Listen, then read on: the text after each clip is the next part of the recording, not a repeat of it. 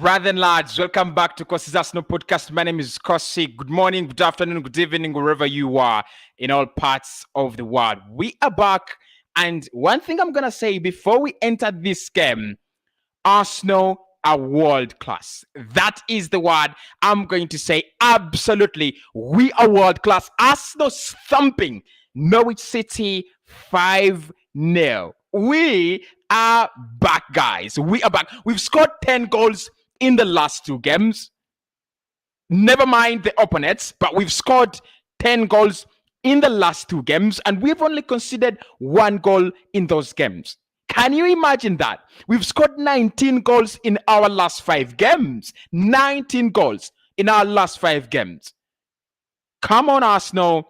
We are doing it. Good morning, good afternoon, good evening, wherever you are in our parts of the world. Lads, welcome back to the channel. Arsenal have thumped Norwich City 5-0 away from home at the Carrow Road. I was scared. I was really scared because we never do well there. Away from the Emirates Stadium, we never do very, very well. But finally, we got a result on the road. And I'm gonna say, with all of all the right reasons, Arsenal deserved this win 100%. Again, we played an opponent that really offered nothing, not because they couldn't, but because we were too good for them. All the goals we scored there, absolutely legit goals, absolutely very, very good goals. And what a way to end December. What a way to end the year by your team getting that string of games. How many now? In the Premier League?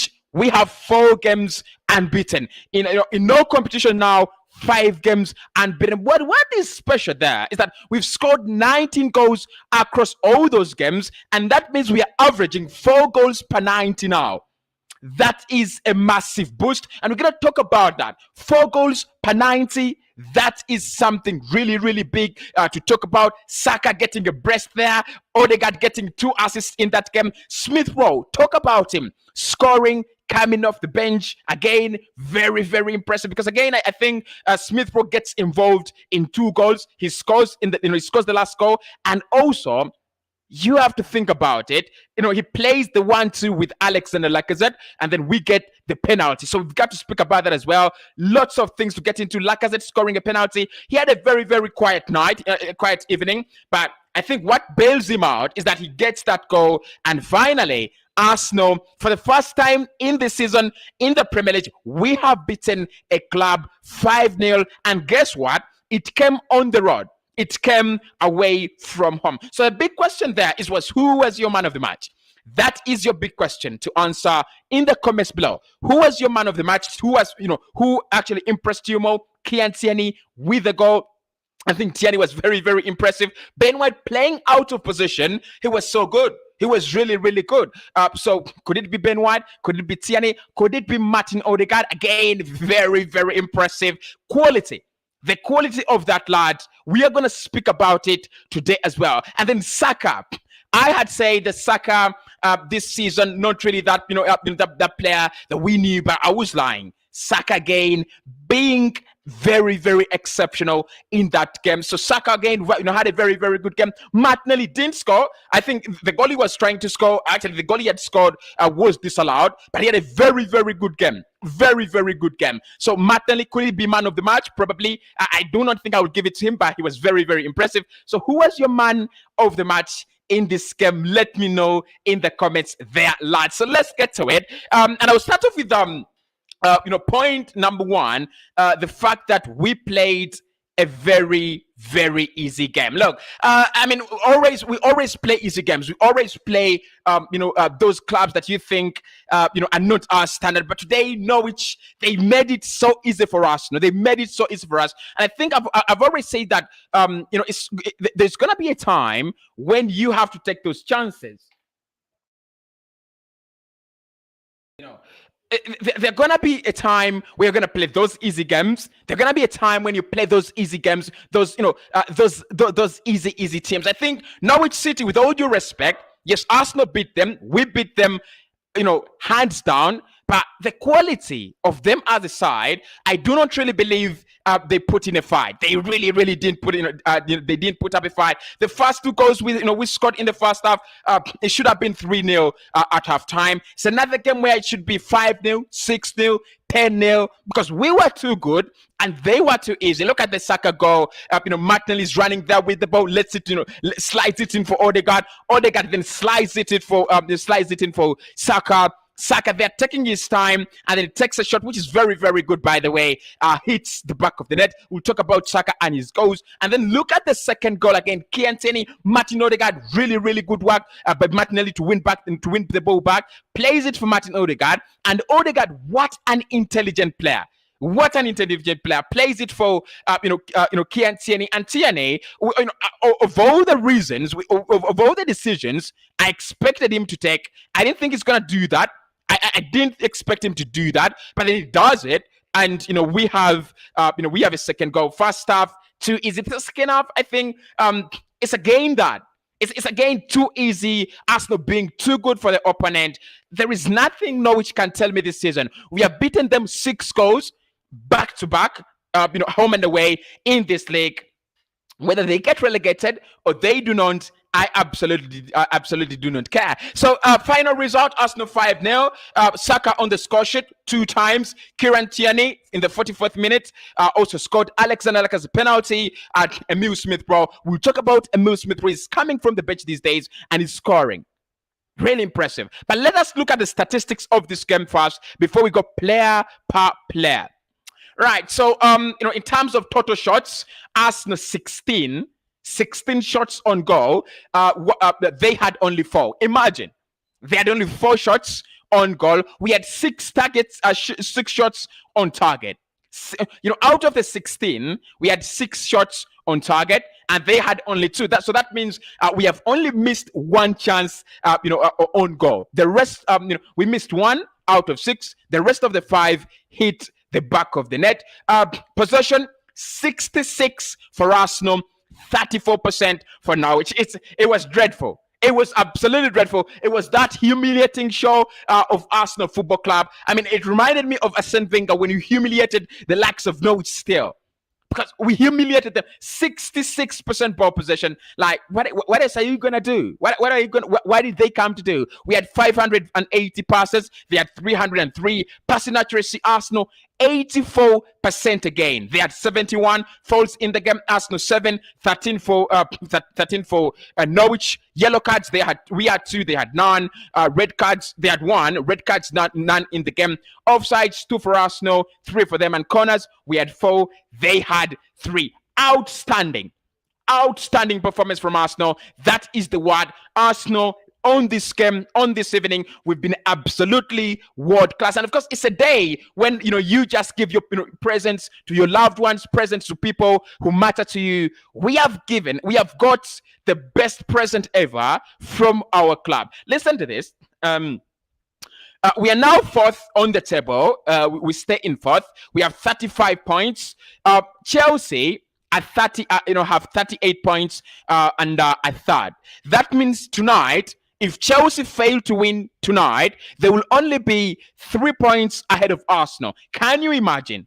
Of course, there we are 6 points ahead of Tottenham Hotspur, although they have 3 games in hand. But will they win all the 3 games in hand? I do not think so. I don't think they will win all the 3 games in hand. Yes, they have done well today. They have beaten Crystal Palace 3-0. I do give them all the credit. But again, Arsenal there, really sitting comfortably, warming our seats. We are saying we've got what we need to be there in the top 4. So I'm not really even scared of Spurs, because look, Spurs have 3 games in hand.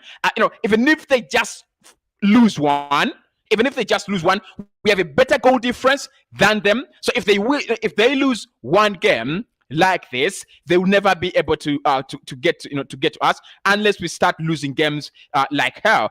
And then Manchester United is another guy, is another club you should be scared about, because United actually have also played 16 games now. United have 16 games played, and they have 27 points. Actually, United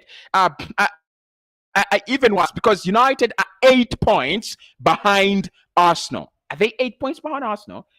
Yes, they are 8 points behind Arsenal, and they have 3 games in hand. The 3 games will total up to will total up to 9 points. If they make a draw, just one draw out of the 3 games in hand, they never get to us. So there we are, lads, in the top 4, and I can confirm now that the top 4 spot is Arsenal's legitimately. Right, legitimately, because these clubs. You don't tell me that Spurs are going to win all the 3 games in hand, and you tell me United. You don't tell me United will win all those games. While Arsenal is standing there waiting for them to catch up on us. So there we are, lads, in the top 4, sitting comfortably. And now, to show that we are really comfortable, we have started pushing some pressure on the top.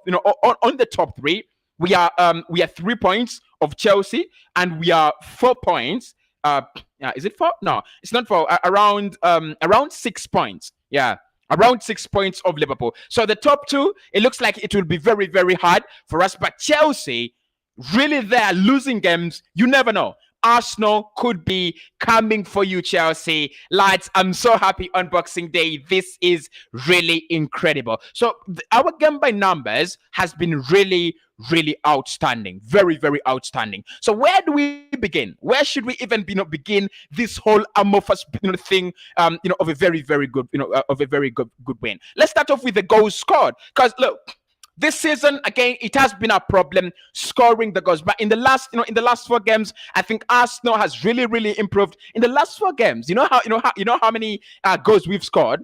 We have scored 14 goals in the Premier League in our last 4 games. And if you look at the number of goals scored here for Arsenal, we have scored 32 goals now.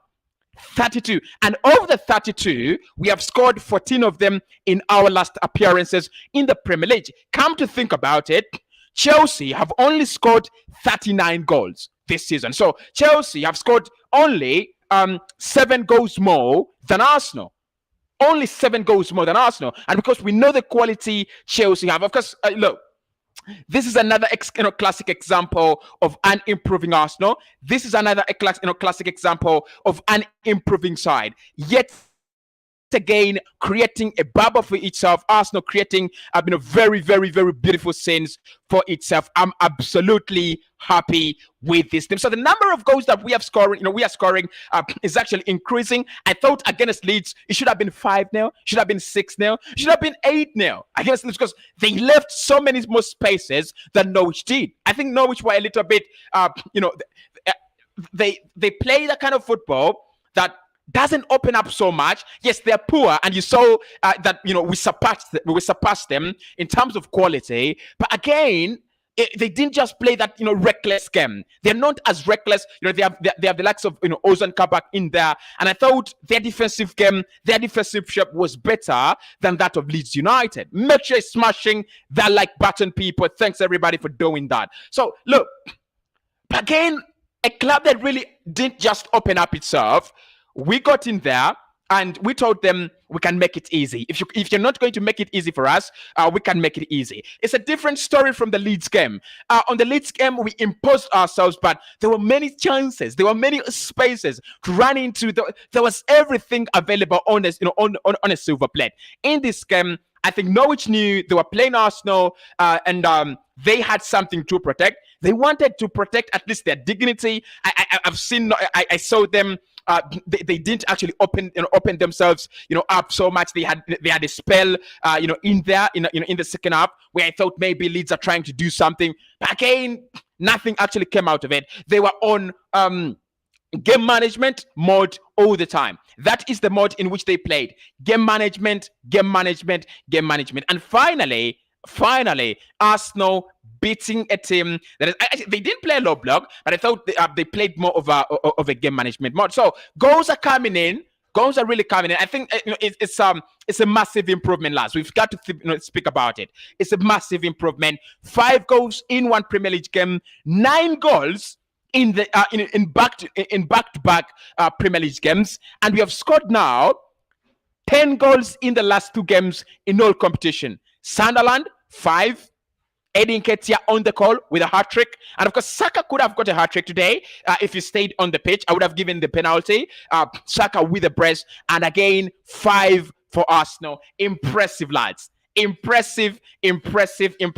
Let me know who was your man of the match, and let me know what you've made of our performances there, performance there at the Carrow Road. So the goals for me come in position 1 when we start speaking of the good performances we saw, the good performances that we've had in this game. But then let's talk about Martin Odegaard for a second, because this lad is not only world class, but he's also on fire.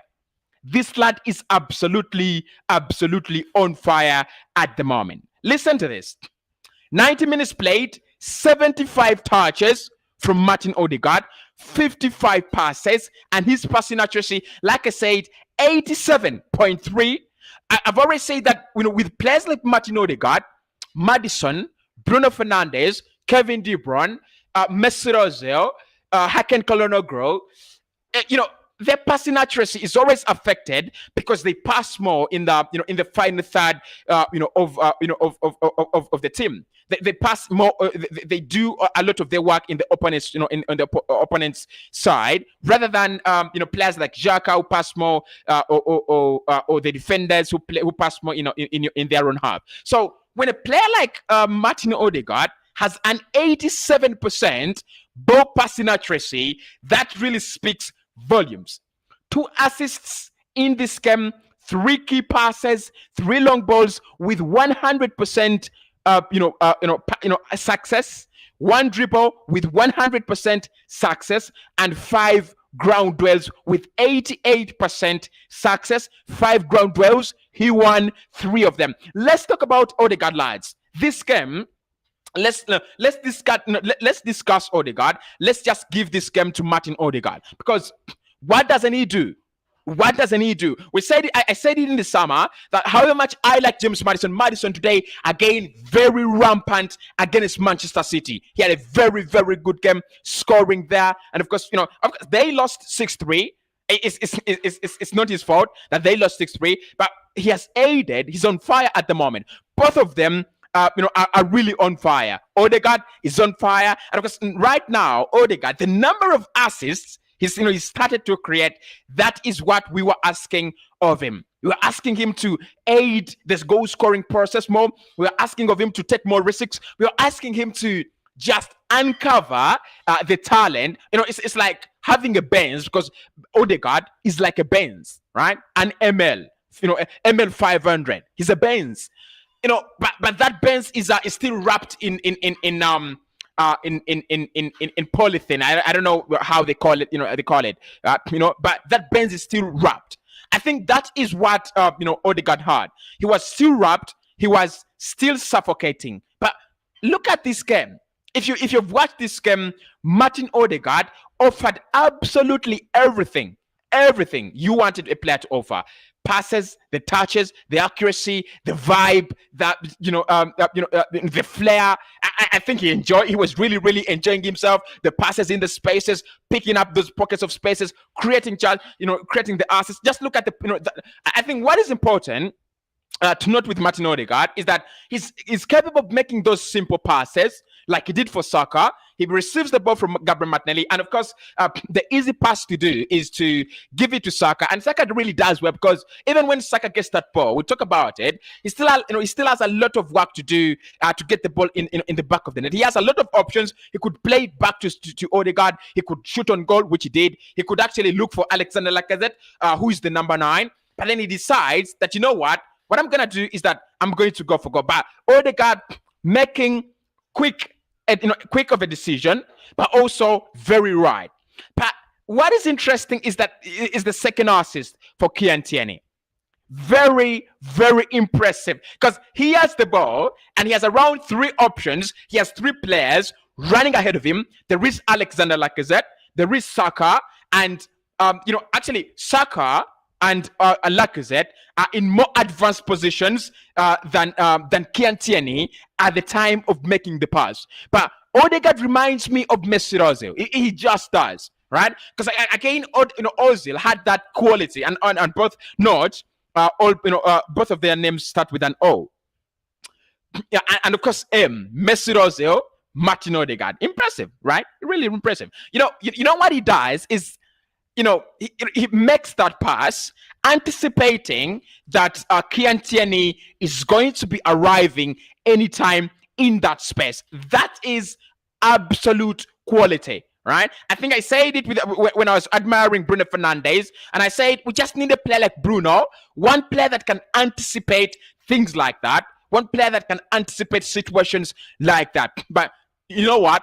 In the summer, we got one. Martin Odegaard has that quality. He just anticipates that Kian Tierney is gonna be in this area at this time, and he makes the right pass. He makes the right move, and I think it was absolutely sensational. Right? Whatever Kian Tierney did with that ball is entirely on him, but the way in which he receives it, a well-weighted pass, anticipated by Martin Odegaard, it's brilliant, because he could have made that pass straight into Lacazette.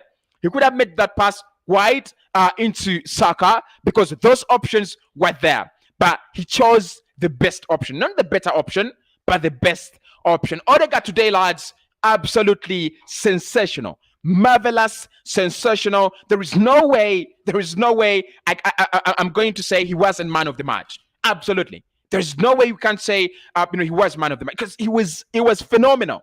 World class in this game. But then the other player we've got to talk about is Saka and Tierney as well. I think both of them have been absolutely outstanding in this game. Tierney, of course, we know his quality. If it is not the injuries, if it is not him being attracted to the sick bay, we know the quality Kian Tierney can provide with us, especially because he's a very, very balanced fullback. He had 2 chances today, 2 chances on goal. Can you believe it? 2 chances, and he could have scored. He could have scored a brace, because I think the other chance is blocked by Max Aarons, and actually Max Aarons blocks it with his hands.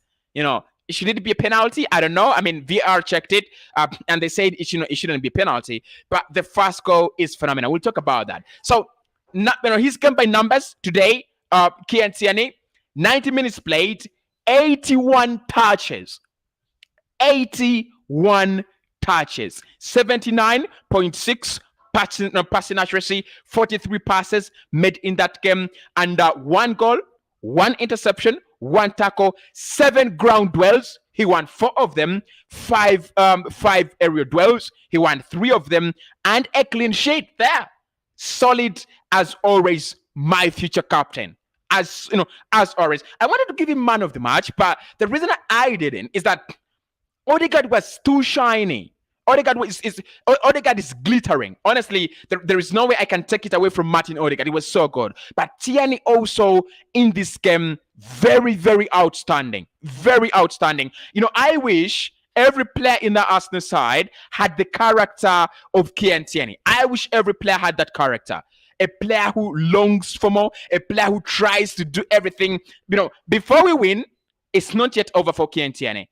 Right? It's not yet over. But let's discuss his goal first and foremost. It's a well-timed run. Very well-timed run. He's coming forward, because the moment Gabriel Martinelli retrieves the ball, I will talk about Martinelli because I think he had a very good game as well. But the moment Martinelli retrieves the ball, plays it into Martin Odegaard, Kian Tierney, for me, he is anticipating that Odegaard will pick up that space in which he's running into, and he runs into the space very well. Actually, I think he does just what Martin Odegaard did and what Saka did on the second goal and in the first goal. Because when he gets that ball, he drives into the box. He has 3 options. 1, he could shoot. 2, he could look for Alexander Lacazette, who is a striker. 3, he could cut that ball back to either Martin Odegaard or Martinelli or any midfielder who was actually coming back. He had 3 options in that situation. What he does, goes for goal, is a good decision. It's a very, very good decision. And it reminds me of that Benfica game when I thought we were gonna be dumped out in the Europa League, and then somehow Kian Tierney finds a goal. He's a classic, fullback. Classic fullback. He's not going to score for you 10 goals in a season. He doesn't do that. Classic fullbacks don't do that. But again, you can't underestimate him, right? You can't underestimate him. He is that good. He's gonna do it consistently. He's very, very consistent, and he understands what his manager really, really loves. So, lads, today, Arsenal, that performance, there is nothing we can say, anything negative, anything, right? There is nothing negative. Look, let's go into individual performances right about now, and then we look into what exactly each player did today. Ramsdale played another very weak side. I'm gonna say he is lucky. He is lucky. Look, our defense is really, really organized. Rob Holding played alongside Gabriel Magalhaes. Really, really not the best centre back in the world. Centre back partnerships in the partnership in the world. But I think Ramsdale, did he have a lot to do in this game? I don't think so. There is only one threatening ball I saw. I think it was coming off the head of Gabriel. That is the only threatening ball I saw. Any other, maybe one or two times when Ramsdale was outstanding. But again, a clean sheet for my goalkeeper and nothing to worry about, right? But the passing can be spoken about. His passing is lit. We really play out from the back. And of course, players like Rob Holding have now the confidence, because I saw Rob trying to play out from the back. And I was like, this is interesting. This is really, really impressive. And I think it is courtesy of the goalkeeper. Honestly, it is courtesy of the goalkeeper. Players are getting not really stronger, but they're getting that confident. They're getting the confidence from their goalkeeper. They always, just play out from the back. He starts his play very well. He just gets that ball, passes it around. It's that easy. Goalkeepers like Leno, I don't blame him for not playing like that. It's not this kind of socialization that he got. But Ramsdale again helps our game very, very good in terms of going forward. I think there are around 3 players now that really affect our game going forward. One is Ramsdale. Number 2 is Martin Odegaard. And number 3 is Alexander Lacazette. Those 3 players, they really help Arsenal so much. They really help us so much in terms of going forward, and we can't deal with any. We can't deal with we can't deal away with any of them. All of them are very, very important. Very important. So Ramsdale, his passing again is very, very late. Defenders just feel easy to pass the ball back to him. It's just that kind of goalkeeper that if it's not working out. If you're a player and you want to fall back to your goalkeeper, Ramsdale is your man. How I wish we could just become a little bit used to that. How I wish. They've given him a 7.4 rating there, at SofaScore, and I think he really, really deserves it. Let's see how many touches he had. He had 36 touches, right? This is what I'm speaking about. 36 touches, and he had 26 passes. That's what I'm speaking about. That he didn't make many saves. He made 2 saves in this game, but he had 26 passes. So again, it's that kind of generational goalkeeper. Very, very good at what he does all the time. Very, very reliable. Let me know what you think about Ramsdale and smash a like on the video. Thanks everybody for watching in. I'm really, really glad for you guys to do that. All right, and then anything long balls. He had 11 long balls today, and 6 of them were accurate. He had no punches today. High claims, claiming the ball in the air. He had 1 today. Look, it was a chilly day, a day of chilling in office, but I think it really, really done well. Now, what we have also to speak about Ben White, because Ben played out of possession. He played out of position. He played at right back. Okay.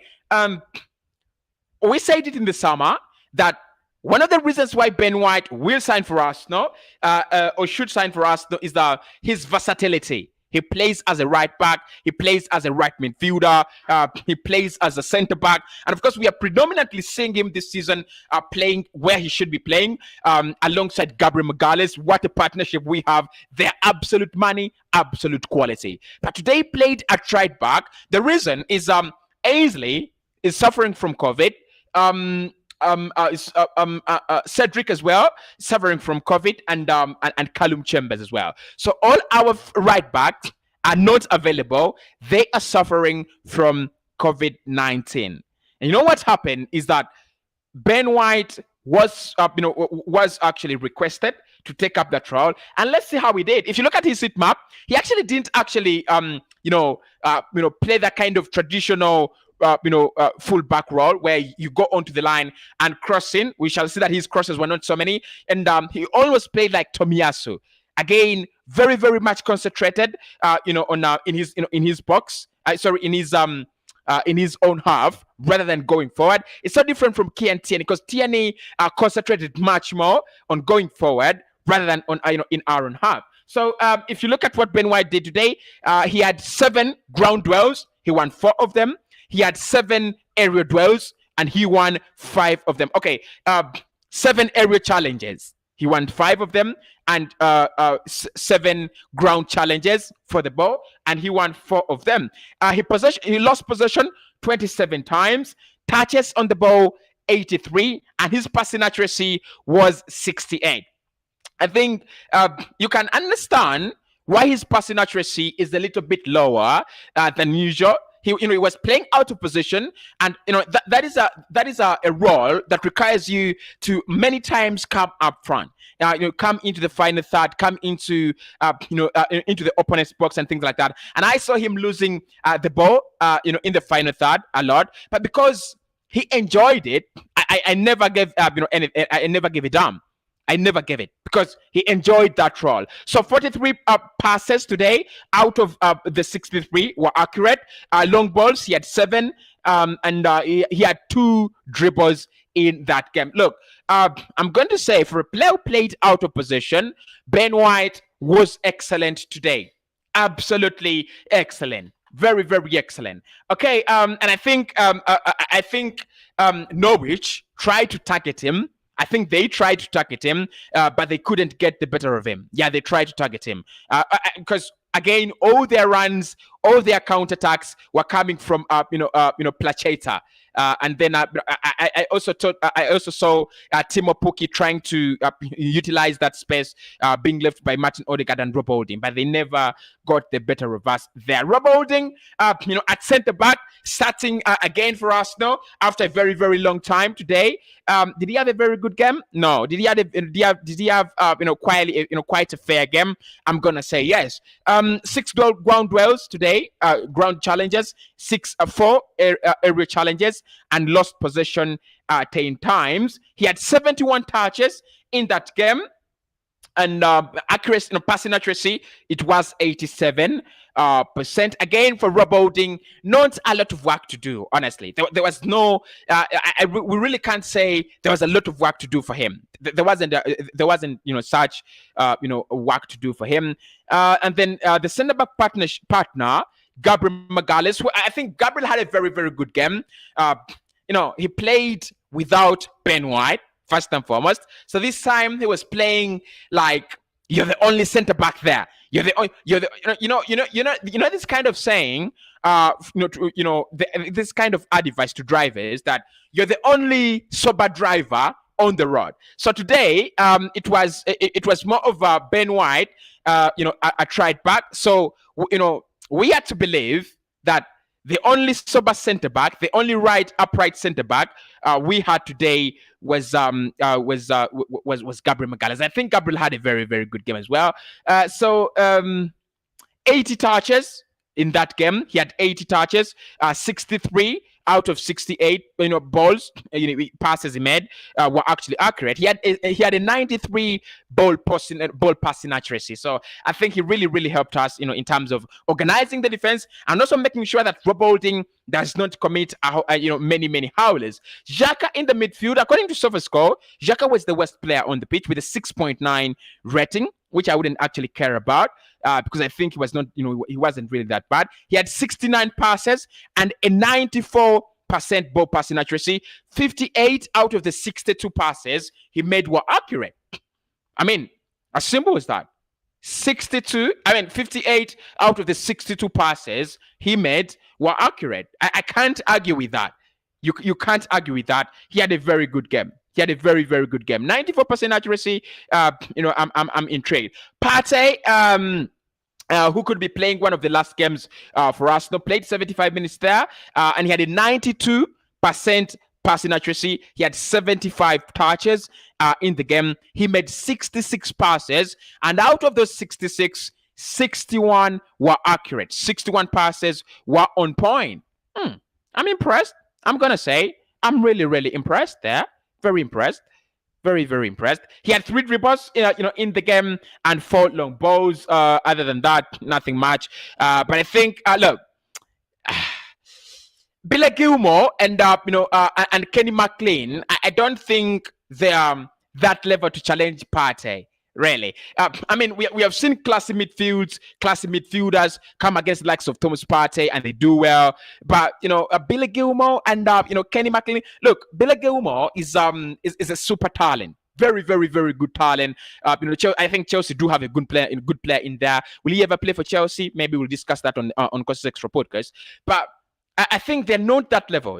We just saw it today. They are not that quality to disturb Partey. Yes, I saw Billy Gilmore having some spells, having some moments in the game, but not really to a point where Arsenal should be, was scared, or where Thomas Partey was really, really scared that something was really going to happen, too bad. Okay, then my man of the match, Martin Odegaard. Smash a like on the video if Martin Odegaard was your man of the match. Make sure you hit that like button.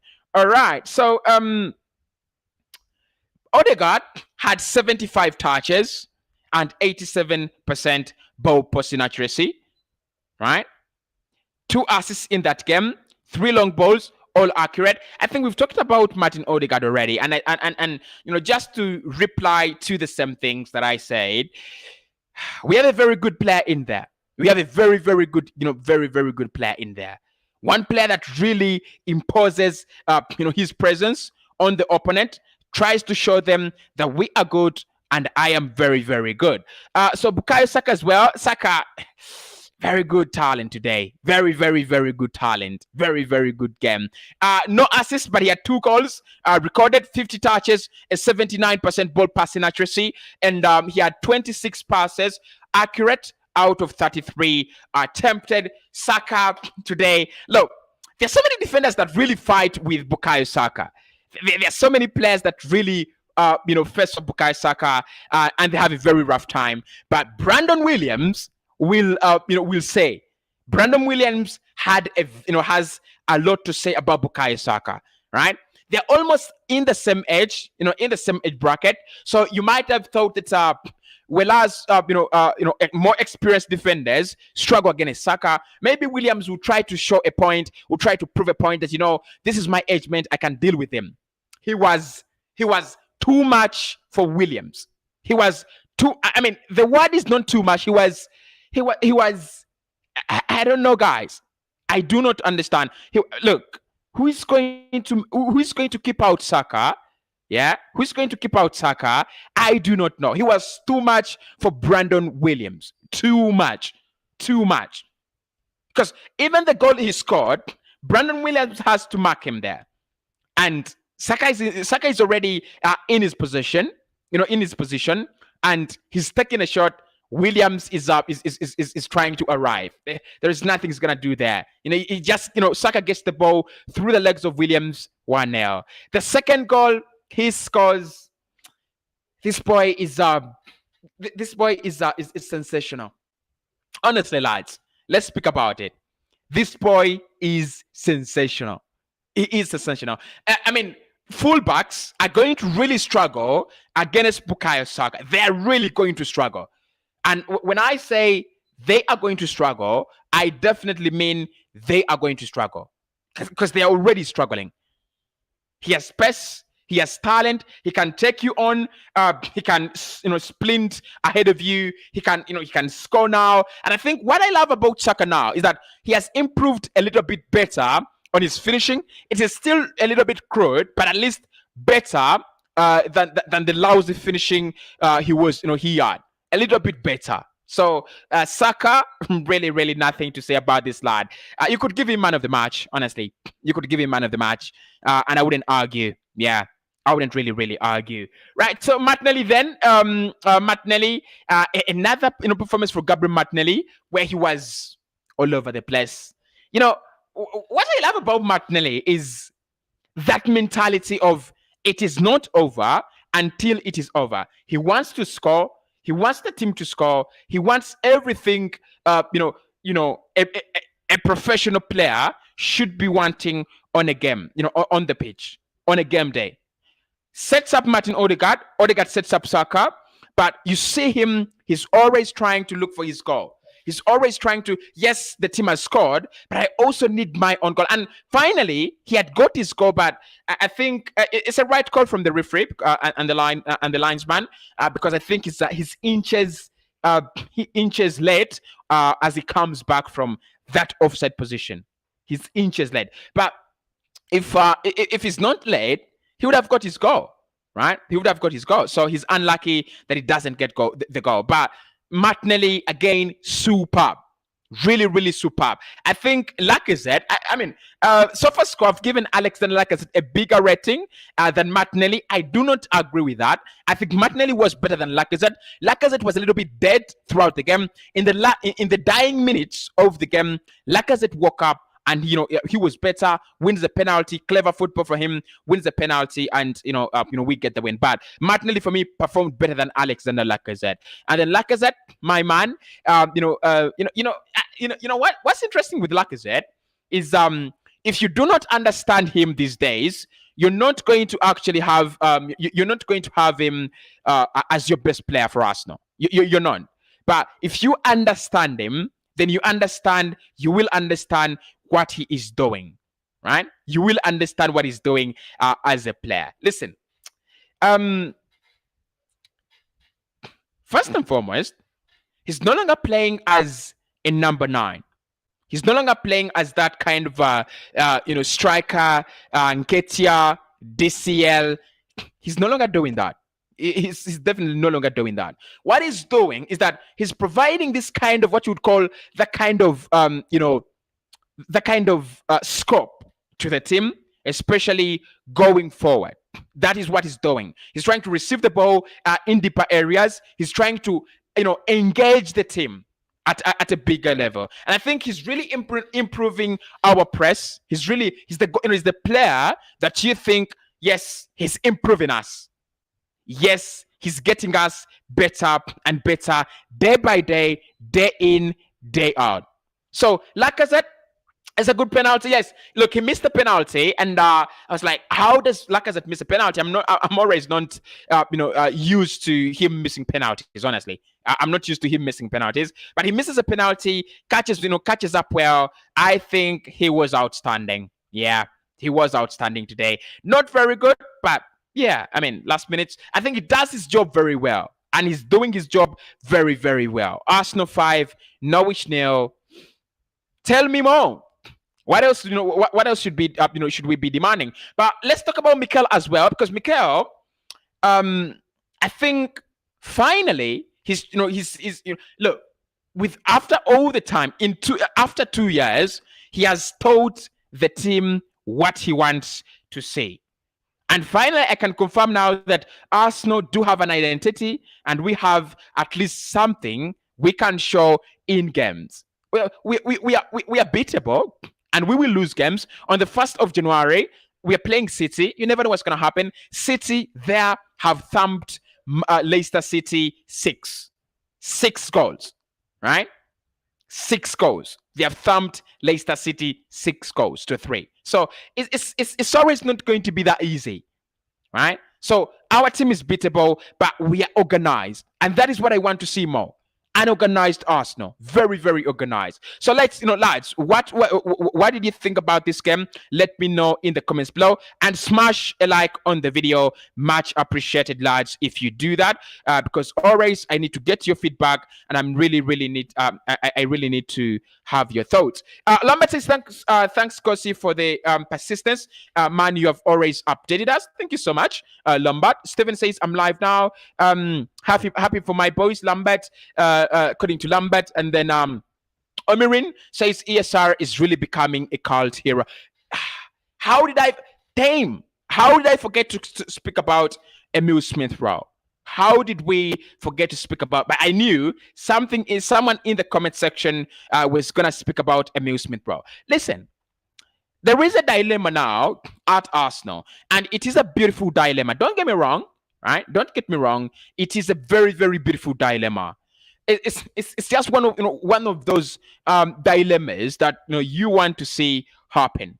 Two players, very good, too good to be on the bench, and your team is in that dilemma of who plays and who doesn't play. No team doesn't want that. Yeah, no team doesn't want that. Every team would love to see their players play at a top level. But with Emile Smith-Rowe, it's different.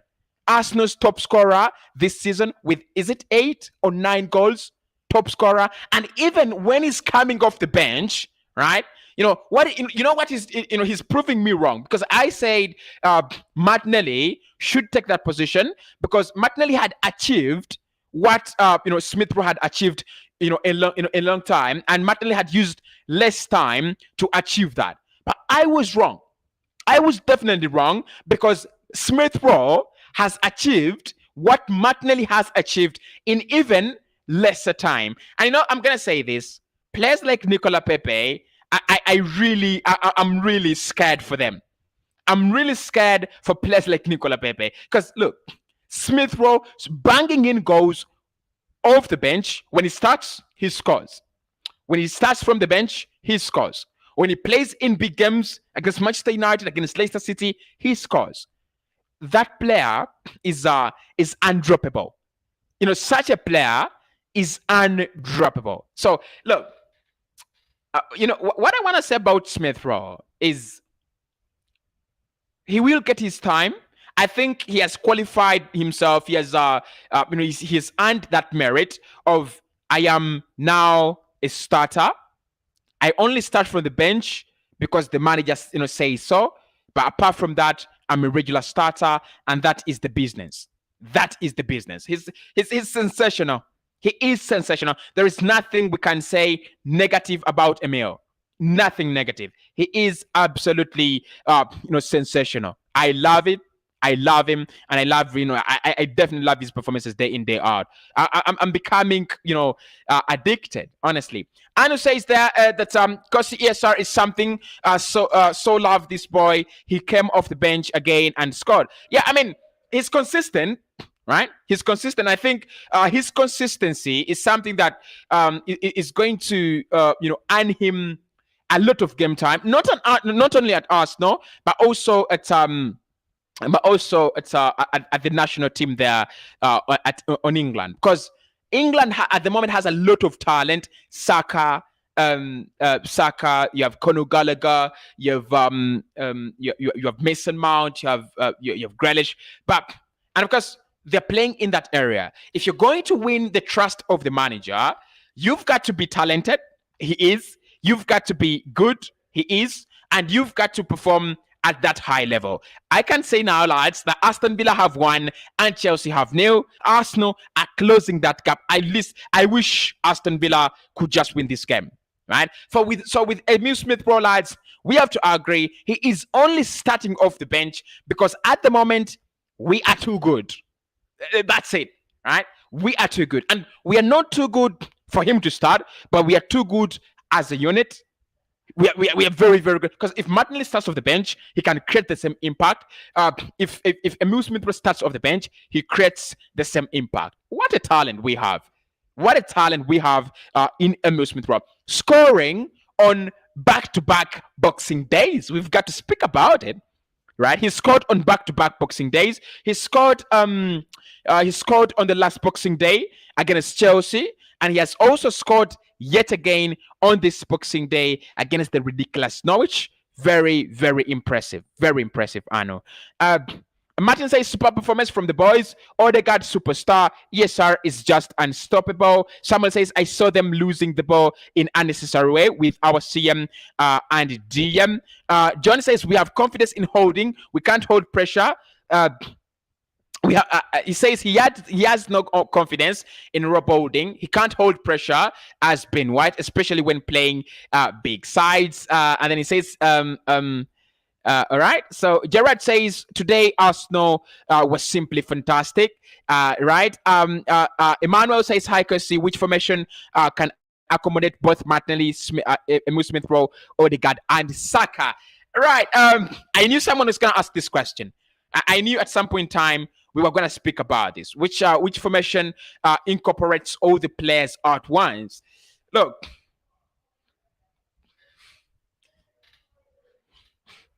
It's possible. It's really possible, but a little bit dangerous. If we played a 4-1, maybe we can. Yeah, if you played a 4-1, we have Partey as the only player in that deep area. So you have Martinelli, Smith Rowe, Odegaard, and then Saka, and then up front Lacazette. So to do that, to play all of them, which is risky, you'd have to sacrifice one of your players in the pivot, either Partey or Xhaka. But I think it is unnecessary. It is absolutely unnecessary because the health, the competition at Arsenal at the moment is absolutely healthy, right? It would be unnecessary for us to drop any of them or to start all of them. The competition is healthy. Perfectly healthy, so I don't see a need for Arsenal to drop any player. Okay, to start all of them. Sorry.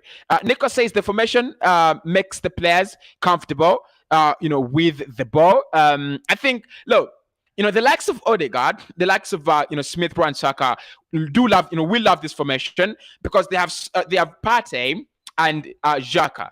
What that does is, it just creates that kind of cushion for your players up front. And you can see whenever we go up front and things don't work out, we fall back. Whenever we go up front, things don't work out, we fall back. But we also have, we have a very, very good player in Thomas Partey, because Partey, again, his passing is very, very clever and very confident. He's not afraid of taking risks in his passing. He's so good.